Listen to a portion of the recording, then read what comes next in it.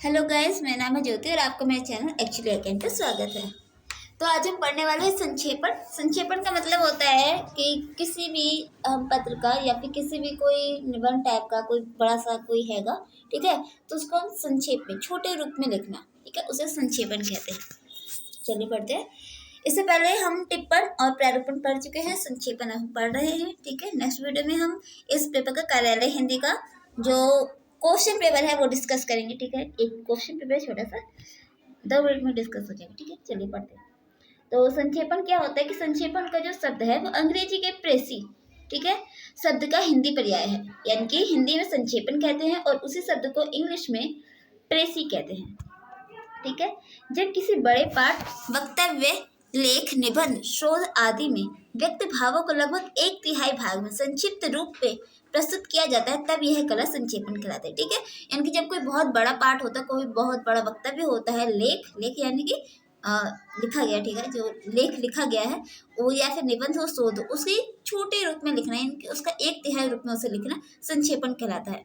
संक्षेपण को संक्षिप्तीकरण, संक्षिप्त लेखन, संक्षिप्त रूप, संक्षिप्तीकरण आदि नामों से भी जाना जाता है, ठीक है। ऐसे नामों से जाना जाता है किसे? संक्षेपण को, ठीक है।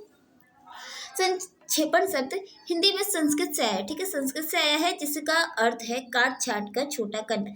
संस्कृत भाषा में शिप धातु में सम उपसर्ग एक चरित प्रत्यय लगाकर संक्षेपण शब्द का निर्माण हुआ है। मतलब कि जो मुख्य धातु है संस्कृत का शब्द से निकला है, ठीक है। संस्कृत का एक मुख्य धातु है छिप यानी कि छोटा सा छिप, उसमें उपसर्ग लगाया गया है और पीछे में प्रत्यय लगाया। उपसर्ग आगे लगाया जाता है, प्रत्यय पीछे लगाया जाता है, ठीक है। तो छिप में उपसर्ग लगाया गया सम और प्रत्यय यानी कि पीछे में लगाया गया चित, और चित जो है वो थोड़ा सा कट छट कर क्या बन गया है? पण बन गया है, ठीक है ना, जो कि ना में परिवर्तित हो गया। तो इसे हम क्या कहेंगे? संक्षेपण शब्द का इससे निर्माण हुआ है। सम, जो कि यहाँ पे सम का माँ जो है ऊपर बिंदु चढ़ गया है, छिप का छेप हो गया है और चीत का ना बन गया है। तो ये शब्द मिलकर क्या बना है? संक्षेपण। तो डॉक्टर भोलानाथ तिवारी का एक वक्तव्य है, उनके द्वारा रखी गई एक बात है जो कि संक्षेपण के संदर्भ में है। वो क्या लिखते हैं कि सार लेखन का अर्थ है निर्दिष्ट, यानी कि जो भी बताया गया है उसका अवतरण करना। निर्दिष्ट का अर्थ होता है जो भी सामने में रखा गया, जो भी बताया गया, ठीक है, निर्दिष्ट। अवतरण यानी कि उसका रूप को परिवर्तित कर देना, अवतरण करना। अवतरण के तथ्य को संक्षेप में प्रस्तुत करना। सार में उस अवतरण का मुख्य तत्व यथासंभव कम से कम शब्दों में रखना चाहिए। आकार कम होने पर भी यह नहीं लगना चाहिए कि अवतरण की कोई महत्वपूर्ण बात छूट गई है, ठीक है। तो ये क्या है? डॉक्टर भोलानाथ जी द्वारा लिखी गई एक तथ्य है, एक परिभाषा ही समझ लीजिए कि उन्होंने एक यहाँ पे बात रखी गई है कि संक्षेपण ऐसा होना चाहिए, ठीक है। तो इनकी जो बात है वो यही है कि एक ऐसा संक्षेप होना चाहिए जिसमें जो इम्पोर्टेंट बात है, जो यथासंभव जो होना चाहिए, कम से कम शब्दों में वो बात रखी जानी चाहिए और कोई भी महत्वपूर्ण बात छूटनी नहीं चाहिए। संक्षेपण के प्रकार कितने प्रकार है? 2 प्रकार है। एक है स्वतंत्र विषय का संक्षेपण, जिसे प्रभावपूर्ण संक्षेपण कह सकते हैं, और दूसरा है पत्राचार का संक्षेपण, ठीक है। सबसे पहला स्वतंत्र विषय का संक्षेपण या प्रभावपूर्ण संक्षेपण, जिसके अंतर्गत लेख, भाषण, कार्य वृत्त, रिपोर्ट, व्याख्यान, वार्ता, कहानी, समाचार, उपदेश आदि की सामग्री का संक्षेपण इसके अंतर्गत रखा जाता है। तो जो अगला है वो पत्राचार का संक्षेपण। पत्राचार यानी कि पत्राचार को क्या कहते हैं? सॉरी यार, मैं भूल गई। तो पत्राचार का संक्षेपण जिसके अंतर्गत क्या है कि सरकारी कार्यालयों या संस्थानों में प्रतिदिन आने जाने वाले पत्रों की आवेदनों, प्रतिवेदनों, आदेशों आदि का संक्षेपण पत्राचार संक्षेपण रूप के अंतर्गत आता है। समय अभाव और अधिकारी की सुविधा के लिए संक्षेपण करना आवश्यक हो जाता है। पत्राचार संक्षेपण की 2 विधियां हैं। गैस मेरे को याद आ गया, पत्राचार को कॉरेस्पॉन्डेंस कहते हैं। तो कॉरेस्पॉन्डेंस यानी कि जो ऐसे पत्र जो कार्यालयों में मुख्य रूप से नित्य प्रतिदिन आते रहते हैं, ठीक है, उसे यहाँ पे कहा गया है। तो यहाँ पे क्या कह रहे हैं कि जो कार्यालयों या संस्थानों में जो नित्य प्रतिदिन जो पत्र, आवेदन, प्रतिवेदन, आदेश ये सब जो आते रहते हैं, उन सबको जल्दी से जल्दी निपटाया जाए, इसलिए संक्षेपण की आवश्यकता पड़ती है, ठीक है। और ये जो पत्राचार संक्षेपण होते हैं इसकी 2 विधियां होती है, अविच्छिन्न संक्षेपण और तालिकाबद्ध संक्षेपण। जरा समझ लेते क्या कि ये है क्या। अविच्छिन्न संक्षेपण, इसके अंतर्गत मूल्य प्रपत्र की विषय वस्तु के संदर्भ सहित क्रमबद्ध प्रस्तुत किया जाता है। ठीक है, ये जो मूल पत्र है उसकी विषय वस्तु, जो उसकी विषय वस्तु है, और संदर्भ, ठीक है, जो कि संदर्भ है, हम उसकी बॉडी नहीं कह रहे कि जो उसके अंदर जो इतना लंबा चौड़ा हुआ अनुच्छेदों में लिखता है वो नहीं, जो मुख्य जो विषय है, सब्जेक्ट है, और साथ ही जो संदर्भ है, जो एक छोटा सा एक पैराग्राफ उसमें रखते हैं जिसमें मूल पत्र का एक मेन थीम उसमें डाल दी जाती है, तो उसको क्रमबद्ध रूप में प्रस्तुत करना, संदर्भ संख्या देखकर, ठीक है, कि उस संदर्भ की संख्या क्या है। मूल प्रपत्र को भी आवश्यकता अनुसार प्राप्त किया जा सकता है। ठीक है, तो उसमें संदर्भ संख्या डाल दे जाएंगे कि ये इस संस्थान का ये वाला पत्र संख्या ये है। ठीक है, तो इससे अगर वो संदर्भ यहाँ पर डाल दिया जाता है तो इससे हमें आसानी हो जाती है कि अगर हमें ये पत्र चाहिए तो ये पत्र ढूंढने में आसानी हो जाएगी कि ये पत्र कहाँ पे रखा गया। ठीक है, तो उससे सुविधा हो जाती है संक्षेपण से। फिर नेक्स्ट है तालिकाबद्ध। ठीक है, उसमें तालिका जाहिर सी बात है क्रम में लगा होगा, तालिकाओं में लगा होगा।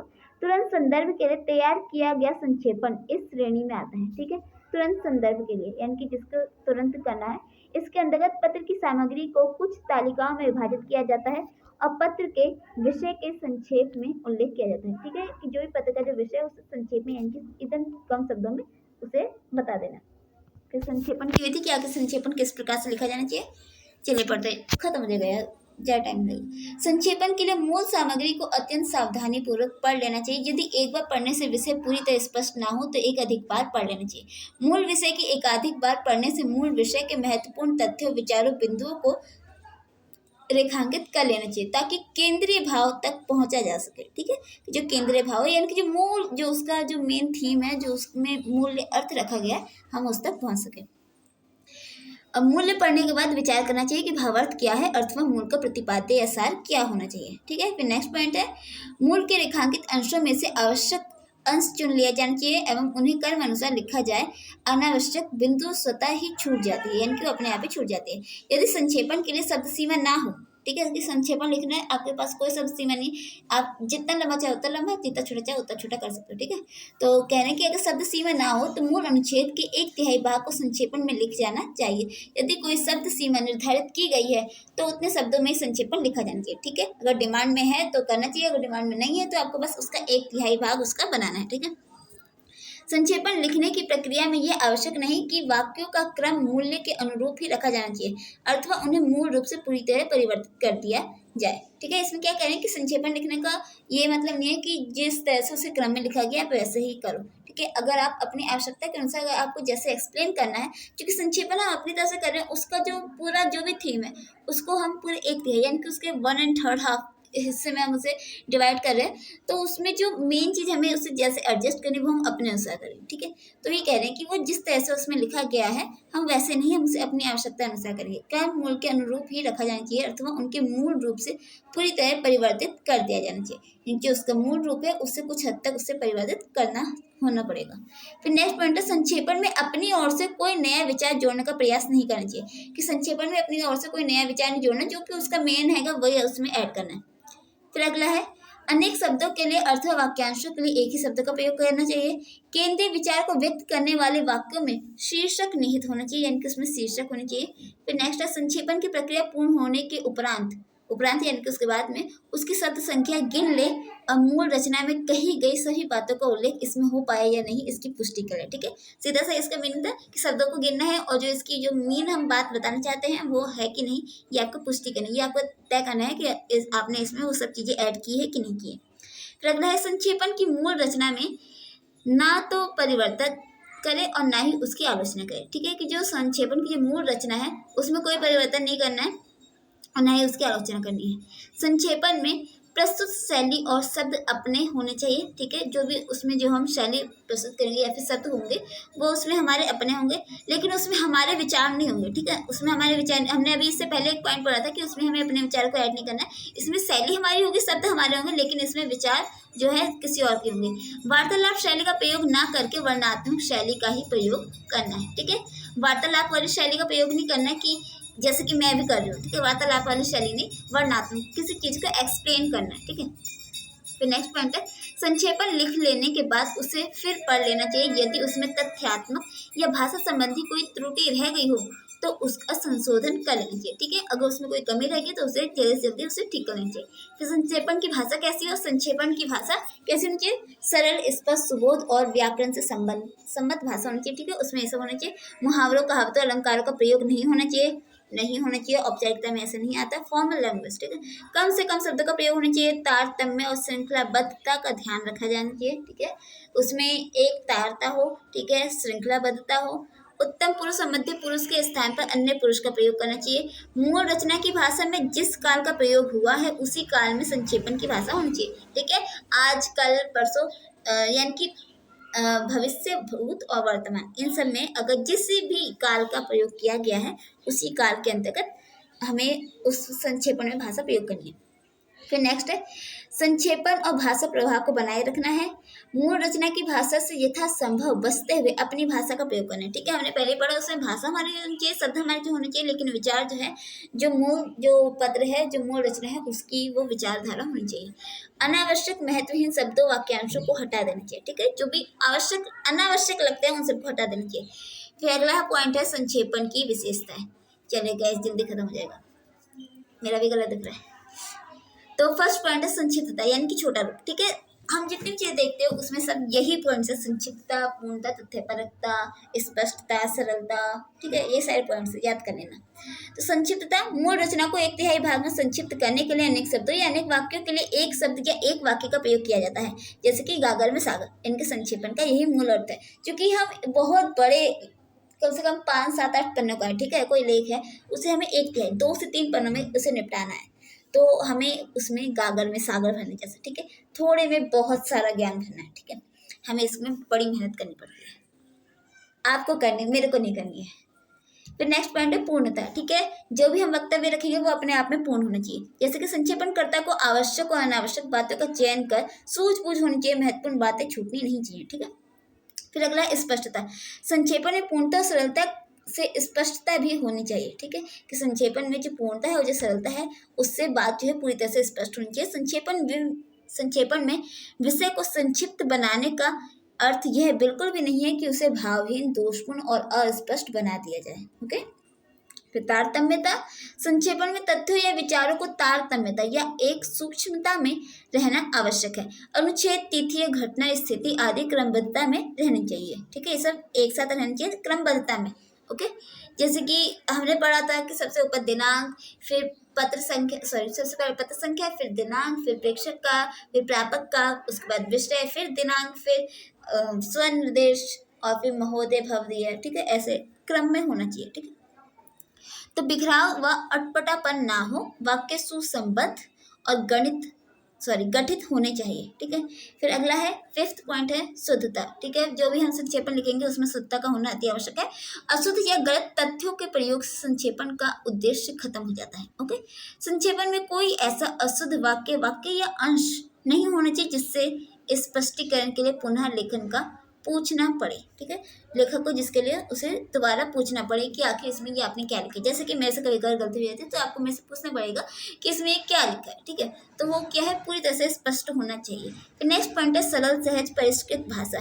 तो इसमें क्या है, क्लिष्ट व द्व्यर्थक शब्दों का, वाक्यों का प्रयोग नहीं होना चाहिए।